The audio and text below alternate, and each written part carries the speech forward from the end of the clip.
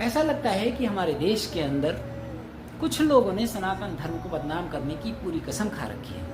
आए दिन सनातन धर्म में टीका टिप्पणियां की जाती हैं, उसमें कमियां निकाली जाती हैं।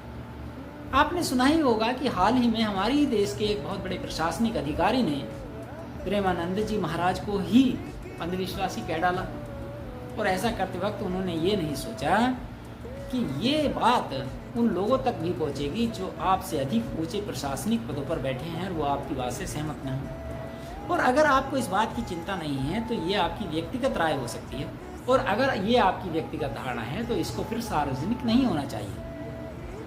दरअसल प्रेमानंद जी महाराज एक ऐसे सन्यासी हैं जिनकी शरण में आशीर्वाद लेने के लिए हमारे देश के कई बड़े और जाने माने लोग पहुंचे। तो क्या वो सारे ही अंधविश्वासी हो गए? हमारे ही देश से हजारों लाखों लोग अपने आराध्य देवी देवताओं के मंदिर में जाकर के पूजा अर्चना करते हैं और उनसे अपनी इच्छा पूर्ति की कामना करते हैं। तो क्या वो सारे ही अंधविश्वासी हो गए?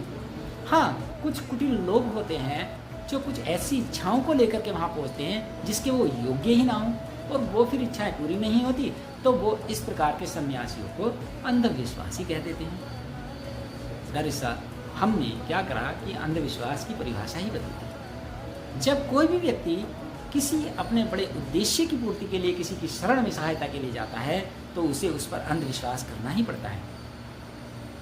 जब अर्जुन श्री कृष्ण से सहायता लेने के लिए पहुंचे तो ये अर्जुन की श्री कृष्ण के प्रति अंधविश्वास ही था कि उन्होंने अर्जुन का सारथी बनना स्वीकार किया, और अर्जुन समझ गए कि अब उसकी जीत पक्की है। ये हनुमान जी का राम के प्रति अंधविश्वास ही था कि वो अकेले लंका जाकर के पूरी लंका जलाए।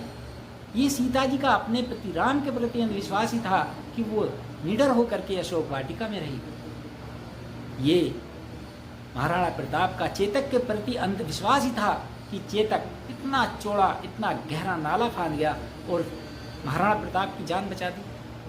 ये राजा कर्ण सिंह का शुभ्रक के प्रति अंधविश्वास ही था कि शुभ्रक ने लाहौर से लेकर के कर्ण सिंह के महल तक की यात्रा लगातार पूरी की और उनके प्राण बचा दिए।